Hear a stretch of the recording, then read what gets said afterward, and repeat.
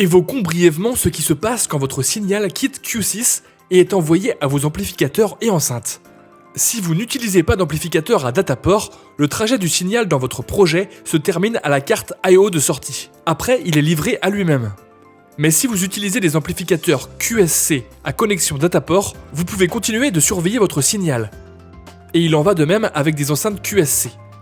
Avec des amplificateurs et enceintes QSC, le système sait comment traiter votre signal à l'aide de la fonction Intrinsic Correction, qui harmonise automatiquement vos enceintes pour en tirer les meilleures performances.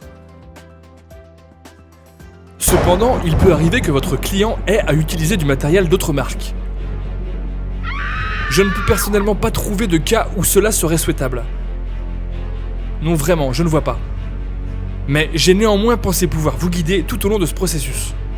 Si vous utilisez des enceintes d'autres marques connectées à un amplificateur QSC à dataport, vous pouvez utiliser le composant Custom Voicing pour harmoniser votre enceinte conformément aux spécifications de son fabricant. Côté Q6, c'est en fait assez facile. Allez dans votre inventaire, cliquez sur le signe plus, sélectionnez la catégorie enceinte et faites glisser sur votre schéma une enceinte générique de haute ou basse impédance avec Generic Speaker. Il suffit de la relier à votre amplificateur à dataport comme n'importe quelle autre enceinte.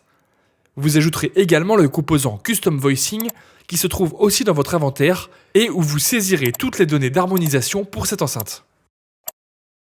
Maintenant, la partie délicate. Obtenir les informations pour cette harmonisation. Vous devrez consulter la fiche technique de votre enceinte ou son site web, ou même harceler le fabricant pour obtenir ces infos. Malheureusement, chacun les fournit de façon différente et très honnêtement, vous pourriez même ne pas trouver du tout. Mais disons que nous allons ajouter des enceintes de marque X, dont la fiche technique et les données d'harmonisation sont sur leur site web.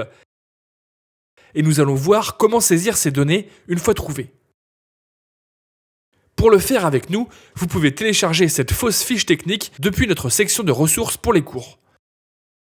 La première chose à faire est de s'assurer que le composant Generic Speaker est configuré pour les données. D'après notre fiche technique, il faut 2 bandes pour notre enceinte et nous devons trouver les informations suivantes pour chacune. La bande 1 est pour les basses fréquences, avec une impédance de 8 ohms. Une puissance RMS de 800 watts, une bobine acoustique de 35 mm, et ce n'est pas un moteur de compression. La bande des hautes fréquences est aussi en 8 ohms à 75 watts, avec une bobine acoustique de 75 mm, et c'est un moteur de compression. Nous avons indiqué que cette enceinte avait 2 bandes, donc câblons bien l'amplificateur aux 2 canaux maintenant qu'il y a 2 broches. Avant de configurer le bloc Custom Voicing, rappelons-nous une chose importante sur les connexions par dataport. Chaque connexion dataport véhicule 2 canaux audio entre une carte de sortie dataport et un amplificateur. Vous remarquerez que cet amplificateur a 2 broches d'entrée dataport, mais 4 broches de sortie. Si vous les survolez à la souris, vous voyez que la broche dataport 1 véhicule les canaux audio 1 et 2 et la broche dataport 2 les canaux 3 et 4. Donc nous n'avons besoin que d'un câble pour fournir toute l'audio à cette enceinte générique. Mais pour que ce simple câble véhicule 2 canaux audio, vous devez faire arriver les canaux 1 et 2 de la carte dataport.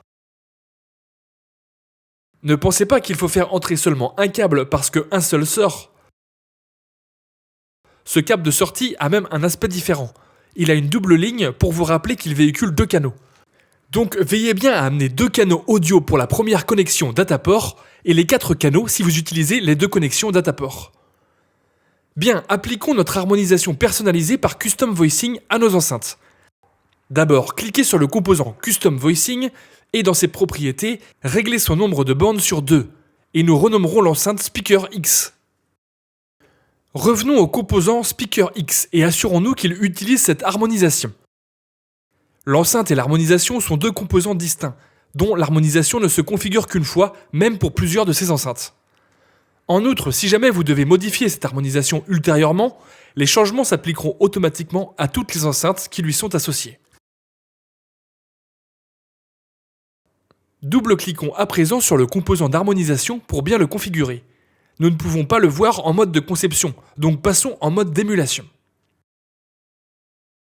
Il faut fournir beaucoup d'informations pour chaque bande, et donc être patient et trouver les bonnes. La première est pour nos basses fréquences dans cette première colonne. Pas besoin de changer le gain qui est à 0. Réglons delay sur 0,18 millisecondes et ne changeons pas la polarité. Pour le filtre passe haut, la fréquence est à 62,5 Hz avec une pente Butterworth de 18. Et la fréquence du passe bas de 1 kHz avec une pente Butterworth de 18 également. Maintenant, écoutez bien, c'est très important. Ces boutons de bypass rose sont actifs, donc toutes les informations qu'on a rentrées à l'instant sont ignorées. Par défaut, tout dans le bloc Custom Voicing est inactif. Et c'est à vous de choisir les éléments que vous souhaitez utiliser. Je vais donc désactiver les boutons de bypass pour activer nos données de séparation par crossover. C'est la même chose dans les filtres d'harmonisation de la section Voicing Filters. Ces boutons à gauche sont des boutons de bypass, et là encore, tous les réglages de filtres sont court-circuités. La première chose à faire est de désactiver le bypass pour que vos données de filtrage soient utilisées. On pourrait penser désactiver le filtre en éteignant le bouton, mais souvenez-vous que c'est le bypass que vous désactivez, rendant ainsi le filtre actif. Bien, ajoutons ces données. Le premier filtre a un gain de 2,4 décibels, une fréquence de 420 Hz et une largeur de... Oh, voyons ce que nous avons ici.